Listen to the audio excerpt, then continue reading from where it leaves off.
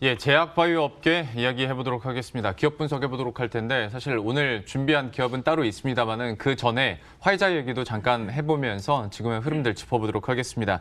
이재준 가온투자자문 전 대표 그리고 정재별 이사 함께합니다. 어서 오십시오. 네, 안녕하세요. 안녕하세요. 그 화이자 백신 소식부터 얘기해 보도록 하겠습니다. 90%의 효과라면 기존의 전문가들이 말했었던 한 70%만 넘어도 좋을 거다라는 얘기보다 훨씬 좋은 성과인데 물론 중간 검사 결과이긴 합니다만은 좀 이번 소식 어떻게 보셨는지 정재별 이사께서 한마디 좀 해주시죠. 네, 화이자 바이오엔테크에서는 이제 코로나19 백신에 대해서 글로벌 임상 3상을 진행했는데요. 애초에 60 내지 70% 효과를 기대를 했다고 하는데 지금 90% 이상의 효과가 나타나면서 지금 상당히 기대되고 있습니다. 예. 하지만 역시 이제 중간 보고이기 때문에 좀 더 지켜봐야 될 거고요. 지금 세이프티 데이터, 그러니까 부작용 이런 쪽에 대해서 아직 데이터는 계속 구축이 진행이 되고 있는 상황입니다. 그래서 끝까지 이렇게 부작용이 미미하면서도 90% 이상의 효과를 나타낸다라고 하면은 사실상 이 백신을 맞으면 마스크를 벗고 활동을 할 수 있다라는 것이 되기 때문에요. 사실 사회적, 경제적 파급 효과는 상당히 클 것으로 예상이 되고 있습니다. 아마 이제 좀 끝까지 더 지켜볼 필요는 있을 것으로 생각이 됩니다. 만약에 그 FDA의 긴급 사용 신청까지 이제 통과를 하게 된다면 조금 더 우리가 눈에 보이는 그런 변화를 좀 체감할 수 있지 않을까 싶은데요. 어떤 주식시장에서의 영향도 한번 체크해 보도록 하겠습니다. 이거는 이재준 대표에게 한번 얘기를 들어보도록 할 텐데 글쎄요, 백신이 이렇게 나오게 되면 이전에 많은 분들이 좀 궁금해했거든요. 다른 종목들이 다 떨어지느냐, 아니면 제약바이오주들이 함께 좀 올라가 줄 수 있느냐. 근데 오늘은 좀 전자에 가까운 것 같은데 좀 어떻게 보십니까? 네. 제가 그 실적이라는 거를 키워드로 좀 말씀을 드려볼게요. 예. 일단 제약바이오 백신이나 치료제가 이제 뭐 출시가 되면은 아무래도 매출이 증가를 하겠죠. 바이오 업종에 대한 부분들은 실적에 대한 부분들의 추후에도 증가를 할 것이다라는 부분 때문에 바이오주들은 크게 떨어지지 않을 것 같은데 네. 다른 업종들은 올해 실적, 언택트 관련주들은 올해 실적이 굉장히 좋았던 부분이 있었습니다. 그 컨택트보다. 그럼 내년에는 무슨 이슈가 나타나면은 기고 효과가 나올 것 같거든요. 예. 예, 언택트 관련주에서는 전년 동기 대비했었을 때는 YOY 기준으로 실적이 떨어질 가능성이 높다. 그런 부분들 때문에 주가는 상당 부분 올라갔다는 거에 대한 밸류에이션 부담이 작용할 것으로 보고 있고요. 예. 반대로 컨택트 관련주들은 기저 효과가 올해 상당히 타격을 받았기 때문에 작년에 뭐 2021년 되면 작년에는 이 코로나19에서 실적이 좋지 않았다. 예. 다만 올해 실적은 작년보다 크게 올라갈 가능성, 실적 턴어라운드, 대박 찍고 올라갈 가능성이 높기 때문에 그런 부분들로 인해서 거래 대금 자체는 이제 크게 증가를 하지 않는 상태에서 순환매 차원에서 그동안에 많이 지지부진했던 업종 위주로 해가지고 순환매 자금을 가면서 지금 현재 밸류에이션적인 부분들이 매력이 있기 때문에 그래서 아마 이런 쪽으로 해서 아마도 순환매가 갈 것으로 보고 있습니다. 내년에 그러니까 기고 효과가 나타날 수도 있다라고 얘기를 해줬고 사실 우리가 소위 가치주라고 말하는 전통 산업군들은 얼추 다 회복을 했고 오히려 실적이 잘 나오고 있는 상황이지 않습니까? 그런데 얘기를 해준 것처럼 뭐 여행, 항공, 면세, 뭐 극장 이쪽은 그야말로 직격탄을 받아가지고 주가도 계속 흘러내리다가 이제 내년에 만약에 지금의 성과가 계속 이어진다면 내년에는 기고 효과가 또 나타날 수도 있다. 그리고 이 업종군들은 기저 효과를 또 맛볼 수 있을 테고요. 예, 좀 상반된 흐름들에 대해서도 좀 우리가 잘 대비해야 될 것 같습니다. 화이자 백신에 대해서 간단하게 잠깐 질문을 드려봤고요. 오늘 저희가 집중적으로 분석해볼 기업은 역시 이슈와 뉴스들이 계속 나오고 있는 코롱생명과학인데요. 코롱생명과학이 어떤 기업인지 이것부터 한번 큰 그림에서부터 정리해 보도록 하겠습니다. 대표께서 좀 정리를 해주시죠. 네, 코롱생명과학은 딱 두 가지 사업 부분을 보시면 될 것 같습니다. 첫 번째는 케미칼 사업, 그리고 두 번째는 바이오 사업이라고 보시면 될 것 같은데요. 케미칼 사업에서도 소분류를 봤었을 때는 의약 쪽, 그다음에 SC, 스페셜티 케미칼, 그리고 워터 솔루션, 이렇게 세 가지 사업으로 보시면 될 것 같은데요. 의약은 흔히 말해서 원료 의약을 제조 공급한다라고 보시면 될 것 같습니다. 의약 시장의 성장과 중간재 수요가 증대되거나 또는 제네릭 의약품이 성장을 했을 때는 원료 의약이 공급이 늘어난다라는 부분들이 이쪽 사업부라고 보시면 될 것 같고요. 현재 코오롱생명과학에는 원료의약품 관련된 부분에서는 일본에서 인정을 받고 있습니다. 일본에 있는 제약회사로부터 100회 이상 감사를 승인을 받았다라는 레퍼런스를 갖고 있고요. 두 번째, 이 케미칼 사업분에서 SC 스페셜티 케미칼 부분에서는 항균제 부분이 있습니다. 항균제 쪽 관련해서는 세계 시장에서는 경쟁 기업, 현재 PNG 공급의 계약에 PNG 쪽에 공급을 하고 있는 1위 업체가 론자이고요. 예. 일본의 API가 경쟁으로 현재 있습니다. 코오롱생명 같은 경우에는 최근 항균제 시장에서는 세계 2위 업체인 유니레버사의 현재 서플라이어로 있고요. 그리고 방호도료 분야에서 항균제 기술을 개발하고 있는 진행 중에 있습니다. 그리고 케미칼 사업부의 마지막 부분은 수처리제 사업부입니다. 수처리제 사업 관련해서는 장치 산업인데요. 국내 시장에서는 SNF 코리아가 55%의 시장 점유율을 갖고 있고요. 세컨드로는 한솔케미칼, 그다음에 세 번째는 날코, 그리고 네 번째로 이제 코오롱생명과학이 현재 마켓시어를 국내에서 갖고 있습니다. 예. 코오롱생명 같은 경우에 지금 이 수처리제 관련해서는 시장 규모가 한 1,200억 원 정도 되는데요. 한 44,000톤 정도 됩니다. 도시하수나 민영 도시하수나 이쪽에 40%, 산업해수 분야 쪽에 60%로 해가지고 처리장 용도로 사용하고 있다. 이 세 가지가 결국 케미칼 사업 부분이다라고 보시면 될 것 같고요. 예. 두 번째는 매출 비중이 좀 적습니다. 바이오 사업 부분인데요. 바이오 사업은 아시다시피 인보사 K주, 현재는 판매 공급 중지된 상태입니다. 그 외에 KLS2031이라는 신경병증성 통증 치료제, KLS301 항암제, KLS1010 백신 플랫폼을 해가지고 총 4가지 파이프라인을 가지고 있다 보시면 될 것 같고요. 2020년 반기 기준으로 봤었을 때 99%가 현재 케미칼 사업 부분에서 실적이 발생하고 있습니다. 예. 나머지 한 0.8%는 바이오 의약품에서 현재 CDMO에서 용역 같이 해가지고 0.8% 대략 반기 기준을 매출을 봤었을 때 5억 정도의 매출이 현재 발생을 하고 있습니다. 코오롱생명과학의 바이오 사업 상황들이나 매출 비중들 이렇게 따져봤고요. 역시 파이프라인 현황이 어떻게 되느냐에 따라서 미래 지금의 위기를 돌파할 수 있느냐도 어느 정도 가늠은 할 수 있을 것 같은데 좀 지금 파이프라인 현황은 어떻습니까? 네, 대표님께서 말씀해 주신 부분에 좀 포함이 되긴 하는데요. 예. 자, 사업 부문은 크게 케미컬과 바이오 이렇게 구분이 되고 있습니다. 바이오 부문 같은 경우에는 유전자 치료제에 집중을 하고 있고요. 유전자 치료제를 간단히 말씀드리면 치료 유전자를 전달체인 벡터에 넣어서 결국 치료 유전자가 환자의 세포 안에 주입되도록 해서 질병을 치료하는 겁니다. 그럼 치료 유전자와 이 유전자를 전달하는 이 전달체인 벡터가 주요 기술이 되는 건데요. 코오롱생명과학의 바이오 부문 같은 경우에는 이 기술을 이용해서 난치성 질환을 치료하는 것을 특징으로 하고 있습니다. 현재는 미국에서 임상에 진입한 요청골 신경병증 통증에 대한 KLS2031, 항암제인 KLS3021, 암백신인 KLS1020이 바이오 부문 파이프라인으로 나타나고 있고요.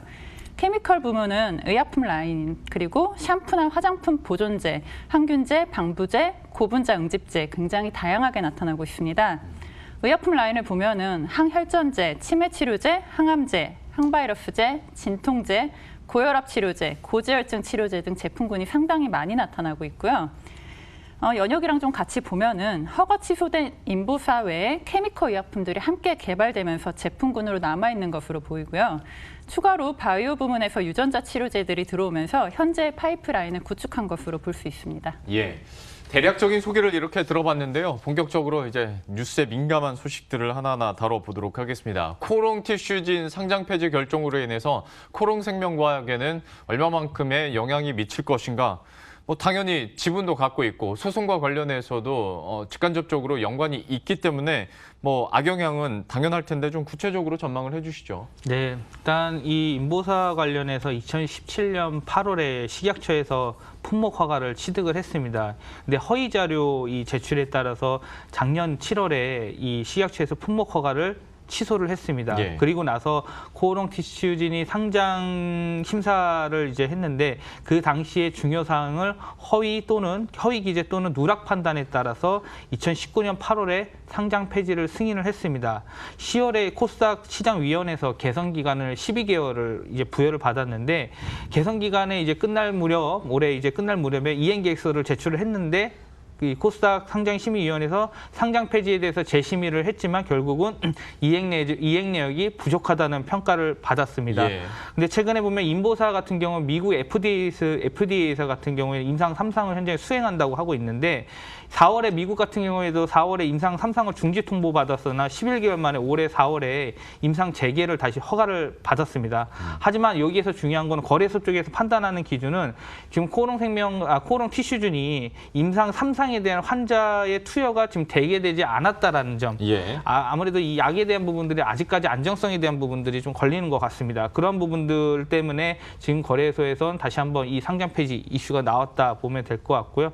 코오롱 티슈진 사측에서는 이의 신청을 밟아가지고 소명할 계획이라고 얘기를 합니다. 이의 신청 후에 15일 이내에 상장 폐지를 다시 결정하게 되거든요. 근데 결국은 이런 부분들에 대한 불확실성이 아직도 남아있고 아울러서 추가적으로 또 외부 감사인에서 의견 거절을 또 받은 게 있죠. 네. 이 사유까지 추가를 상장 폐지 추가 사유가 발생을 했는데 2021년 5월 10일까지 개선 기간을 부여받은 상태입니다. 여러 가지 이 상장 폐지 이슈에 관련된 악재들 현재 산적해 있기 때문에 결국은 코오롱 생명과학이 코오롱 티슈준의 지분을 12.55% 약 135만 주 정도 보유를 네. 하고 있는데요. 결국은 이러한 부분들이 좀 타격을 받을 수 있다라고 생각을 하고 있습니다. 여기에 더불어서 그 집단소송법 같은 경우에 아직은 입법 예고된 상황입니다만은 만약에 이게 적용이 된다면 코오롱 생명과학에 드는 그 소송 비용이 더 늘어날 수밖에 없는 상황인데 이쪽 상황은 좀 어떻습니까? 그렇죠. 최근에 보니까 충당부채 관련된 부분들이 쌓여 있더라고요. 이 부분들 비용으로 다 현재 계상이 되고 있는데 예. 일단 법조계에서도 재정안 관련된 이번 부분에서 입법 예고가 나왔죠. 최근 집단소송제 관련해서 모든 분야로 확대를 해야겠다라는 부분들이 방침입니다. 제약업계 전체적으로 봤을 때는 분위기가 좋지 않고 있고요. 결국 제약사 중심으로 의약품에 대한 부작용에 대한 소송이 앞으로 비일비재 늘어날 예. 것이다라고 좀 보고 있습니다. 결국 이 유전자 치료제 인보사를 맞은 이 환자들 같은 경우에도 이 손해배상 소송 적용을 하고 있는데 지금 1000명 정도가 법무법인 오킴스를 통해 가지고 코오롱 생명과학과 코오롱 티슈준의 상대로 서울중앙지법원에 약제비랑 위자료를 손해배상 청구를 소장을 제출한 상태입니다. 예. 지금 현재의 명시적으로 보여 있는 것만 이제 600억 원대 이상이 나오고 있고요. 그리고 이 제정안 32조는 뭐냐? 원래 보통의 민사소송은 그 원고가 피고의 손해배상 책임을 주장하는 증거 자료를 제출해야 됩니다. 네. 원고 측이. 그러니까 근데 반대로 집단 소송에 대한 허가를 받을 때는 피고인 코오롱 생명과학이 이 관련돼서 책임이 없다라는 점을 증거를 제시를 해야 됩니다. 이 증거를 마련하는 데 있어서 굉장히 어려움이 있을 것이다라고 보고 있고요. 입증 부담이 커진다라는 뜻이죠, 결국은. 그래서 만약에 이 입법이 승인이 된다고 하면은 코오롱 생명과학이 패소했을 때 소송에 참여하지 않은 이 환자들까지 손해배상을 해야 됩니다. 그렇죠. 결국은 손해배상액이 현재 명시적으로 600억보다는 훨씬 크게 늘어날 수 있다는 네. 재무적인 부분에서 굉장히 부담을 가질 수밖에 없다라는 부분이 있습니다. 그러니까 얘기해 주신 것처럼 지금 손해배상 청구액이 600억 원대인데 만약에 정말 집단소송제가 제정이 되면 이거는 추산하기도 사실 힘들 뿐더러 어떤 현상이 일어날지 모르니까 코오롱 생명과학에게는 좀 큰 직격탄이 될 수도 있겠습니다. 지금 전체적인 상황을 봤을 때 이미지가 많이 훼손된 것도 사실이고 하다 보니 그래도 살 방도는 찾아야 되는 건데 그러다 보니까 이제 신설법인 이제 분할에 대한 얘기들이 나옵니다. CMO 사업에 대해서 사업 분할 소식들도 들려오고 있는데요. 일단은 어떻게 하겠다는 건지 이것도 좀 설명을 해주시고 다만 지금 어쨌거나 코오롱 티슈진 때문에 신뢰도가 급격하게 무너진 상황이기도 하고 이미 이쪽은 삼성바이오로직스, 셀트리온, SK 바이오팜 굉장히 굵직한 기업들이 하고 있지 않습니까? 여기서 얼마나 먹거리를 뺏어올 수 있을까에 대해서는 좀 어떻게 보세요? 네, 일단 방식 자체 코오롱 생명과학이 이사회에서는 10월 16일 날 분할 계획서를 승인을 했습니다. 예. 그리고 11월 25일 날 분할 계획서 승인을 위한 주주총회 이제 결의가 예정일이 되어 있는데요. 거기에서 이제 최종 판단이 나오겠죠. 그리고 나서 12월 1일 날 분할을 하고요. 그다음에 등기는 12월 3일 날 예정입니다. 결국 예. 25일 날 중요한 이슈다 보고 있는데 결국 최근에 코오롱에 대한 이 생명 티슈진 때문에 전반적으로 코오롱 관련 그룹주들이 그 이미지가 굉장히 좋지 않습니다. 네. 근데 CMO 사업부에 대한 장기 성장성에 대한 부분들은 있는데 코오롱생명과학 입장에서는 자체적으로 자금 조달에 불리하기 때문에 별도 법인을 만들어야겠다. 별도 법인을 만들어서 이미지 훼손에 따라서 좀 쇄신을 해야겠다라고 좀 보고 있고요. 그리고 바이오薬품 지금 현재 코오롱 바이오텍이라고 해가지고 가칭을 잡았습니다. 네. 근데 일단 이 코오롱 생명과의 기존의 바이오 사업부에서 이 용역 사업부에 CMO 사업부가 포함이 되거든요. 매출 비중이 크지 아까 앞서 0.8%밖에 되지 않다고 말씀드렸는데 일단 이 부분에 일단 사업 부분을 하나 떼는 겁니다. 네. 그 CMO 사업부, 용역 사업부를 떼가지고 바이오텍에서 이제 사업 집중의 역량을 좀 집중을 하겠다라고 좀 보시면 될 것 같고 결국은 업계에서 봤었을 때는 부정적인 부분과 긍정적인 부분이 좀 혼재되어 있다고 좀 보고 있습니다. 일단 부정적인 거는 의약품 사업부 자체가 신뢰도가 떨어졌기 때문에 인보사 품목 허가 취소와 함께 만약에 코오롱 티슈진이 상장 폐지가 확정이 되면은 대형 제약사들에 대한 CMO 수주들이 줄어들 것이다라는 네. 그런 불안감이 있을 거고요. 그러나 이제 긍정적으로 좀 봐야 될 부분은 뭐냐면 미국에서는 현재 이 인보사 관련해서는 임상 승인을 3상을 승인을 해 주었다. 변경된 세포로 정정을 해가지고 승인을 받았다는 것은 임상 3상을 좀 통과할 가능성도 있다라고 보고 있기 때문에 현재 부정적인 긍정적인 이슈가 좀 혼재되어 있다라고 보시면 될 것 같고요. 일단 코오롱 바이오텍에 대한 승계 대상 재산 목록을 보니까 자산 자체는 한 700억 정도가 나옵니다. 그중에 자본이 500억 가까이 되고요. 네. 그다음에 부채가 200억입니다. 보통의 제약 바이오주들은 부채 비율이 굉장히 높습니다. 근데 일단 승계 대상 재산 목록을 봤었을 때는 재무적으로 봤었을 때 펀더멘털이 나쁘지 않게 예. 이제 가고 있다라는 측면들은 좀 좋고요. 일단 저는 제가 봤었을 때는 조금 부정적인 것보다는 긍정적인 게 있지 않을까라고 보고 있습니다. 예.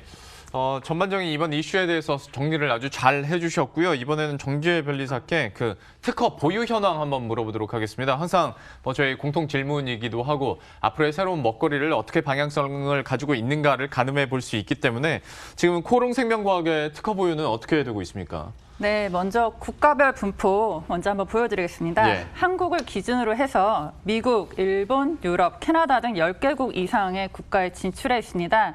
이런 분포를 보면 KLS 2031, 그러니까 신경병증성 통증 치료제가 한몫하고 있는 것으로 보이고 있고요. 연도별 분포로 말씀드리면요. 좀 들쑥날쑥하다가 2016년 이후에 특허 출원이 증가된 것으로 보이는데요. 2016년 이후에 해외 국가 진입이 증가되면서 이렇게 나타난 것으로 보이고 있습니다. 이때 기여를 또 많이 한 게 KLS 2031입니다. 그럼 특허 기술 내용을 한번 말씀드리면요. 좀 전에 말씀드린 KLS 2031은 3종의 유전자 조합 치료제입니다. 이 3종 조합에 관한 통증 치료제 특허는 2016년에 최우선 출원을 하고 현재 한국, 미국, 일본, 유럽, 캐나다 등에서 심사 단계에 있습니다. 네. 특허가 진입한 국가들을 보면요. 지금 KLS 2031 같은 경우에 지금 미국에서 허가를 받기 위한 프로세스를 진행하고 있지만 미국에만 그칠 것은 아니고 좀 더 많은 시장을 염두에 두고 있다라고 볼 수 있을 것 같습니다. 또 유전자 치료제에서는 치료제 성분이 되는 이 치료 유전자를 옮기는 전달체에 대한 기술도 중요한데요. 이런 전달체에 대해서도 특허 등록을 받은 것들이 있고요. 케미컬 쪽 특허 양상을 좀 보면 출원하고 나서 중간에 취하한 특허들이 꽤 있는 편입니다. 네. 개발 단계에서 가능성이 보이면 우선 특허 출원을 하고요. 진행을 하다가 사업성이 없을 것으로 판단되면 굳이 특허를 유지하지 않고 중단하는 전략을 취하고 있는 것으로 보이는데요. 예. 이런 전략은 또 나름 효율성 측면에서는 괜찮은 전략이라고 생각을 합니다. 또 최근 특허를 보면은 또 기존과 좀 다르게 2018년 이후에 바이오 오일을 포함하거나 핏브리풀 추출물을 포함하는 피부 미백용 같은 기능성 화장품에 관한 특허가 나타납니다. 예. 기존 케미컬 파이프라인에 있던 화장품 보존제, 피부 유연제 이런 것과는 좀 다르고요. 좀 다른 제약사들을 보면은 의약품을 개발하면서 확보된 기술을 이용해서 기능성 화장품 사업을 같이 하는 경우들이 종종 나타나는데요. 네. 이런 화장품 특허가 나타나는 걸 보면은 코오롱 생명과학도 최근 화장품 사업도 또 조금은 또 고민하고 있는 게 아닌가 생각은 들고 있습니다. 예, 기능성 화장품 쪽으로도 최근 들어서 특허를 이제 신청하고 보유를 하고 있다. 사업 방향에 대해서도 잠깐 전망을 해봤고요. 코오롱 생명과 실적 추이도 한번 점검해 보도록 하겠습니다. 좀 어땠습니까? 네, 반기 실적으로 좀 비교를 했었을 때는 19년 재작년과 작년과 올해 반기를 봤었을 때는 계속해서 실적이 올라가는 추이를 보이고 있습니다. 예. 일단 올해 같은 경우에 작년보다 반기 실적 기준을 봤었을 때 756억의 매출을 좀 보이고 있고요. 작년 반기 때 한 700억 정도 매출을 보였습니다. 한 8% 정도 매출이 좀 증가를 했다라고 보시면 될 것 같고요. 케미칼 사업 부분이 결국은 이쪽에서 좀 계속 좀 좋게 나왔다라는 부분들이 지금 긍정적입니다. 일단 신약 및 제네릭 학석 의약품 쪽 관련해서 원료 의약품과 이 세균 증시 억제하는 항균제, 그다음에 환경 정화를 위한 수처리제 쪽 관련해서 이 판매가 좀 잘 증가를 했다라는 부분이 있고요. 전년 동기 대비했었을 때 77억 원이 증가를 했고 11% 이상 증가를 했습니다. 예. 바이오 사업 부분 같은 경우에는 오히려 좀 좋지 않은 부분들이 나왔고요. 매출 비중이 워낙 작기 때문에 일단 바이오 사업 부분에서는 기술 수출이랑 CDMO, 위탁 개발 생산에서 용역 제공을 하고 있는데 바이오 사업 부분들의 반기 매출은 21억 원이 감소를 했습니다. 그래서 5억 8천만 원 정도 나왔고요. 그래서 78% 정도 감소를 하였고요. 전사적으로 봤었을 때 매출 자체는 56억 원이 증가를 했습니다. 그래서 반기 대비했었을 때 8% 증가를 하였습니다. 최근에 안 좋은 이슈가 나옴에도 불구하고 바이오 쪽이 안 좋은 이슈죠. 예. 그래도 기존에 있었던 케미칼 사업 부분에 대한 선방으로 인해서 실적에 대한 추이들은 계속해서 좀 좋게 나타나고 있다라고 말씀을 드리겠습니다. 어떤 자회사의 상장 폐지 소식이 나왔음에도 불구하고 주가 상황 보면 어쨌거나 하단은 좀 지켜주는 그런 흐름들이 나타나고 있는데요. 실적 부분에서 그 현상의 이유들을 조금은 알 수 있을 것 같고, 그러면 코롱생명과학에 대해서 마지막으로 주가 전망이나 전략 측면 이것도 좀 정리를 해주시죠. 네. 코롱생명과학 사실 지금 현재로서는 불확실성이 좀 산재되어 있습니다. 앞서 말씀드렸던 부분들이 코롱 티슈진 상장 폐지 관련된 이슈들이 조금 즐비하기 때문에 이러한 부분들이 투자 심리에 굉장히 좋지 않게 영향일 것이라고 좀 생각을 하고 있고요. 그래서 일단은 상승보다는 하락에 대한 무게를 좀 두는 것이 좋지 않을까. 실제적으로 지금 신규 매수를 하기에는 좀 자제해야 되는 네. 부분들이 있다고 좀 생각을 하고 있습니다. 그렇기 때문에 일단 추세 자체는 차트상으로도 박스권 하단 부분을 좀 내려앉으면서 깨고 내려갈 것으로 보고 있고요. 대략 한 2만 원 선까지는 추가 조정도 나타나지 않을까라고 좀 보고 있습니다. 예, 코롱생명과학에 대한 주가 전망까지 이렇게 들어봤습니다. 오늘 기업 분석 해봤고요. 정재변리사 이재중 가온투자자문 전 대표와 함께했습니다. 오늘 말씀 고맙습니다.